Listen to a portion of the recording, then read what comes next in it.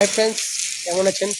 প্রথমেই জানাই আপনাদেরকে আমার চ্যানেলে স্বাগতম। আমি তাপস, আমার চ্যানেলের নাম ট্যুরিস্ট বাই অক্সিজেন।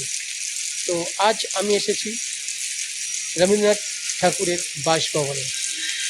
সেই বাসভবনটা যেখানে তিনি থাকতেন এবং এখানেই তিনি শেষ নিঃশ্বাস ত্যাগ করেছেন।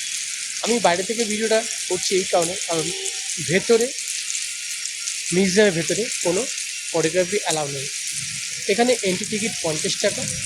আর আপনার হচ্ছে যদি আপনি স্টিল ফটোগ্রাফি নিতে চান তার জন্য 50 টাকা কুপন করতে হবে। সেটা অনলিপত্র আপনার নিচের ফ্লোরেই আপনি করতে পারেন। এটা পুরো 4 তলা বিল্ডিং টাইপে আছে। তো ফার্স্ট ফ্লোরটাই আপনি গ্রাউন্ড ফ্লোরটা আপনি ফটোগ্রাফি করতে পারেন। তো আপনি এখানে আসবেন কী করে? আপনি যদি এমজি রোডে নামেন মেট্রো স্টেশনে, তো ওখান থেকে বলবেন যে জোড়াসাঁকো রাজবাড়িটা কোথায় বা রবীন্দ্রনাথ ঠাকুর বাসভবনটা কোথায়, সবাই দেখিয়ে দেবে।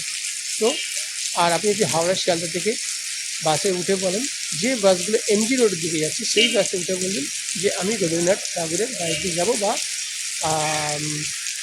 যেটা এখন হচ্ছে বিশ্বভারতী ইউনিভার্সিটিতে রূপান্তরিত হয়েছে। তো বলবেন যে আমি রবীন্দ্রনাথ ঠাকুরের বাসভবনের দিকে যাব। এইটা হচ্ছে রবীন্দ্রনাথ ঠাকুরের বাসভবনটা, ঠিক এমজি রোডে নামবেন। এমজি রোড থেকে নেবে, স্টেশন থেকে নেবে, আপনি মোটামুটি পায়ে হেঁটে আপনার 5 থেকে 6 মিনিটে লাগবে। তো যারা আমার চ্যানেল নতুন তারা প্লিজ আমার চ্যানেলকে সাবস্ক্রাইব করবেন, শেয়ার করবেন, আর পাশে থাকা বেল আইকনটা অবশ্যই প্রেস করবেন।